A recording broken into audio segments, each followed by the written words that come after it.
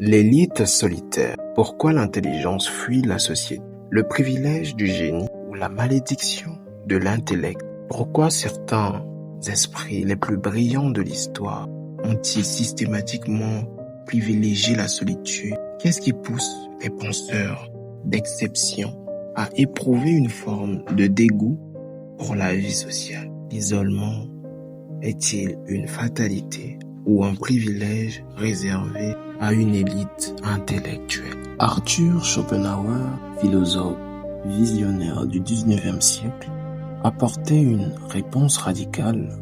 Pour lui, le monde est saturé de superficialité, d'impulsions mesquines et de conversations triviales. Le génie, par essence, exige de se distancier de ce spectacle médiocre, mais cette prise de position est-elle une vérité universelle ou le symptôme d'une incapacité à s'ouvrir aux autres? Le fossé intellectuel, infranchissable, imaginez un esprit totalement absorbé par des théories complexes, pendant que le monde poursuit son agitation banale, tandis que la masse échange lui médite sur le destin de l'humanité. Schopenhauer affirmait que cet éloignement n'était pas un simple choix, mais une conséquence inévitable de la supériorité. Plus on se distingue par l'intellect, plus il est ardu de trouver des pairs capables de partager des réflexions profondes.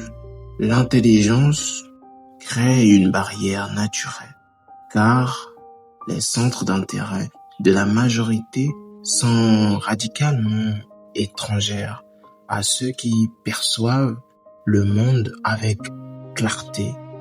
Comme il le soulignait, l'homme n'est réellement libre que lorsqu'il est seul. Dans la société comme théâtre des apparences, Schopenhauer ne considérait pas la vie sociale comme un lieu d'échange authentique, mais comme un vaste théâtre où chacun porte un masque pour dissimuler sa propre banalité. Pour lui, la sociabilité n'est qu'une mise en scène d'intérêt égoïste et de quête de reconnaissance. Dans son œuvre majeure, il explique que la plupart des individus sont prisonniers de la volonté. Cette impulsion irrationnelle qui nous condamne à un cycle sans fin de désirs futiles, statut, commérage et validation sociale. Pour l'esprit aiguisé, ce spectacle est presque cruel.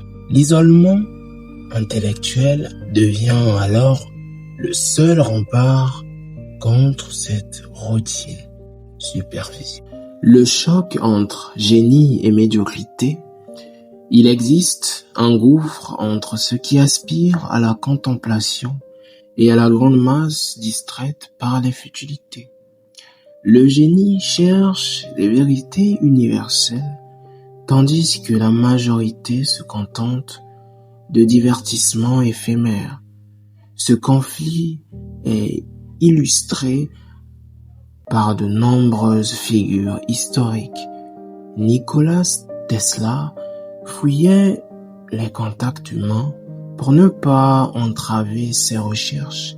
Isaac Newton manifestait une impatience notoire face aux banalités. Même Einstein avouait son penchant pour la solitude.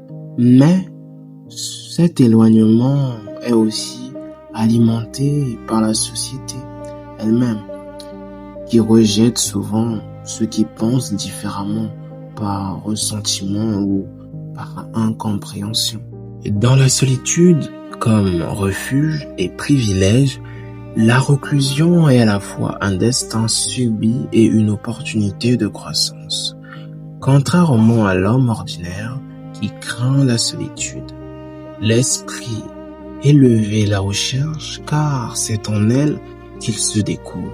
C'est dans ce silence, loin des conventions vides, que la créativité s'épanouit. Emily Dickinson, Kant ou Beethoven ont fait de l'isolement leur compagnon, indispensable pour préserver l'authenticité de leur vision. L'influence par le bouddhisme, Schopenhauer y voyait un détachement nécessaire pour échapper aux illusions du monde matériel. Même si ce chemin vers la grandeur impose un poids existentiel parfois douloureux. Dans la stratégie du détachement philosophique, comment naviguer dans ce monde superficiel sans s'y perdre? La solution de Schopenhauer réside dans l'autosuffisance et le détachement serein. Il suggère d'observer la société avec la neutralité d'un scientifique face à une expérience. Il ne s'agit pas de s'isoler totalement, mais d'interagir de manière stratégique, absorber l'utile, rejeter l'insignifiant et préserver son indépendance mentale. Cette approche, proche du stoïcisme de Marc Aurèle, permet de côtoyer la banalité sans en être affecté. Dans notre monde moderne saturé de distractions numériques, savoir filtrer ces interactions devient une compétence vitale pour préserver sa liberté intellectuelle. Pour trouver l'équilibre intérieur, la relation entre l'intelligence et l'isolement est la conséquence naturelle d'une pensée profonde. Être seul n'est pas être abandonné, c'est posséder le temps nécessaire pour grandir, sans pression extérieure.